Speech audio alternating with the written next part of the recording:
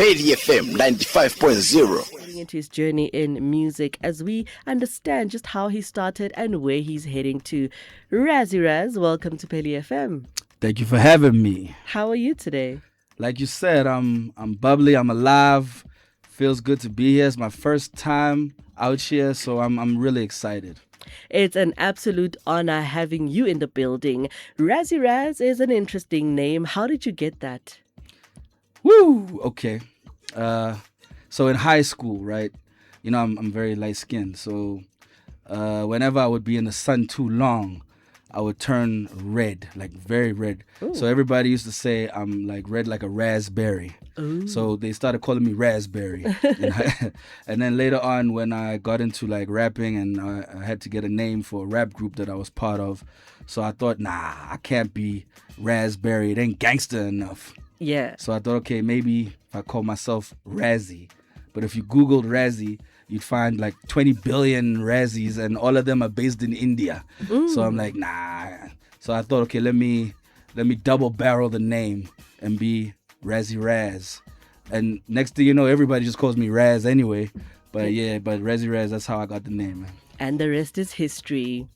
So you mentioned being a part of a group when you first started out rapping. How did this group form? Was it with your friends or people that you found on social media and you saw that you guys are like-minded? Tell me a little bit about that beginning in the group. Well, it was we were all friends from high school, same grade, same class, and yeah, we just loved hip hop. Those days it was like 50 Cent was still hot, DMX, Eminem, the early 2000s of rap, you know? Yeah. So, yeah, man, we decided to just also rap and make our own music, and yeah, that's how I pretty much started. And what happened years later with that group? We broke up 2 years after we started. Still, all of us still in high school. And then I just continued with school and only got back to music after I matriculated. Okay. Yeah. So, I mean, based on that experience, forming and parting ways with the group, I believe now you would have some kind of knowledge as to why all these duos and groups always split, especially once they've established themselves in the music industry. So now for someone who is actually thinking of starting something with their friends, what advice do you have for them on how to just keep themselves together and not allow anything to get in between them? Basically, how do you stay together and relevant even in years to come? I think every group have different reasons as to why they fall apart. I guess some would be business related, others egos. But I would just say if you're a group of friends that, you know, are solid before you decide to make music and start a group, just make sure that you remain solid with each other, but you actually have to have your paperwork in order. You know, you can be friends, which is, you know, personal, but then when it becomes time to business, you got to make sure that the business is straight, because at some point, you know, monies will come in and get involved, and you know, money can really influence people and cause people to, you know, fight internally. But, you know, also the element of egos, man, it's a real big thing in groups, because obviously not everyone can be on the same level. There will be that one person that, you know, gets more recognition and shine than the rest. And that's just really life. I think the only way to escape that is just for those that are not really getting that shine at the forefront to realize that this is a team effort, and you have your strikers that will score more goals.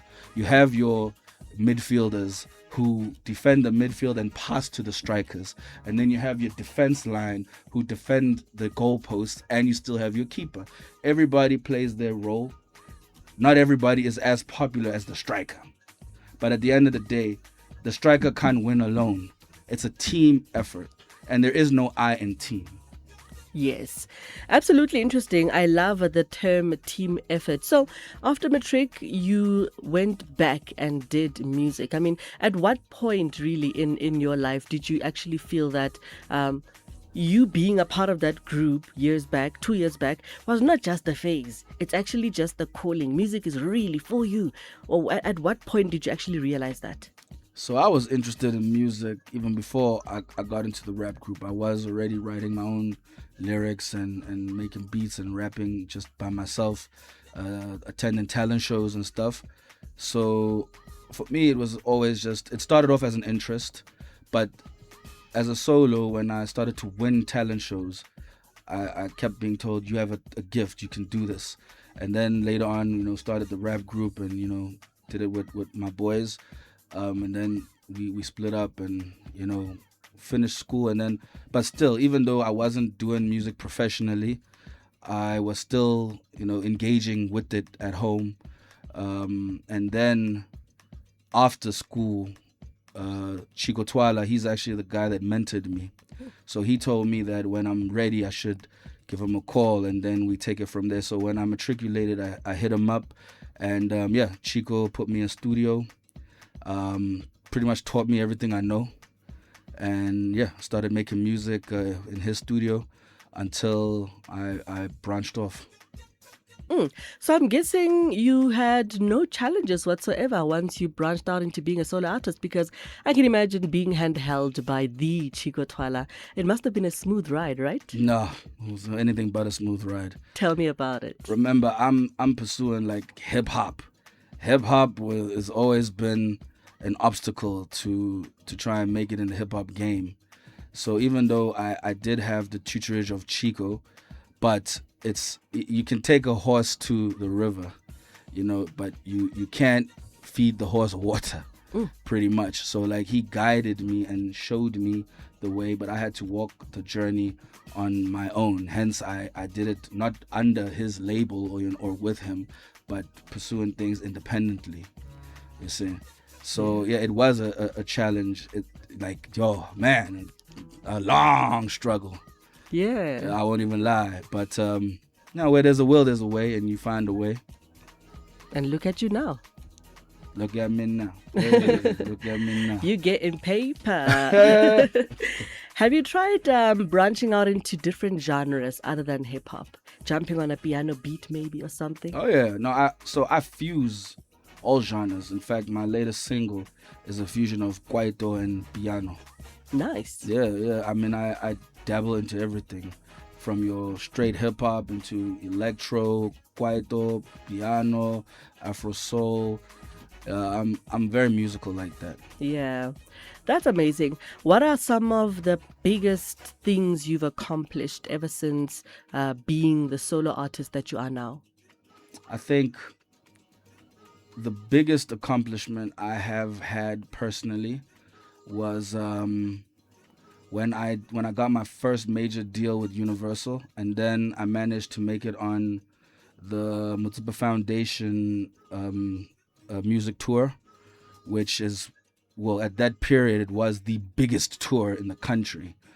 Touring with all the major acts. The experience of that for me was very eye-opening. I got to fly in a jet with all the big artists, and keep in mind that I wasn't at their level, but just being a part of that tour, it meant that you've done something significant to be there, because they can only take a handful of acts at a time. Yes. And getting a nomination at the Hip Hop Awards in was this 2018? If I remember nicely. I remember the feeling of getting that nomination. I was like, okay, I thought I'd won just from the nomination itself. Of course, now getting ready to drop my much anticipated new project. So for me, that's like a big highlight in an era now where we no longer use physical CDs. So my last project, we were still on physical CDs. Yeah, so now everything is digital. So I'm finally digitalized now. Hello. Welcome to technology. All right. So tell me about Umcimbi and the collaboration with Mike Murder and Quick Billion. Let's start with the collaboration and then the energy behind the song. What's the whole concept of Umcimbi? I mean, pretty much as the name is, you know, we come in with the vibe, you know. So it's a fusion of piano and kwaito and hip hop, which for me is like a style that I'm really loving now. Like I do really love piano, I do really love kwaito, and I really love hip hop. So rather than just saying let me do one, I'm trying to mix them all. Yeah. I think we came across here with a nice decent mixture of the genres. Quick Billion is an artist that I met the days when I was signed with Ghetto Rough, currently known as Motherland. And Mike Murder also is a producer from Zim. He's been in South Africa also doing his thing. I've known him for some time. We've been doing some records over the years. And it only made sense to, you know, put the bruise on. And yeah, you know, Mqimbi was the result of that. I cannot wait to hear it, especially because of the fusion of flavors that exist in this jam. Absolutely exciting. Raspberry, what are you working on that we can look forward to in the near future? Any upcoming projects? Yeah, so apart from the music, I do a lot of charity work also. And I don't hold no banner up expecting any hand clap for that. You know, it's just things that we do on the side just to give back. So I still want to continue doing that, and I want to enhance the level of, you know, participation in that charity work that we do. You know, the album is coming out. I hope that does, you know, well. I'll be shooting some videos for that, and then also I do international concerts. So last year I did the Durban Music Fest at Moses Mobida Stadium with Rick Ross. It was a phenomenal show. Next year we're looking at doing another one, and that's also a way that we take the South African music and introduce it with, you know, American music, and catapults our sound to the world, because the rest of the world really pay attention when there's a so-called American act involved. Shout out.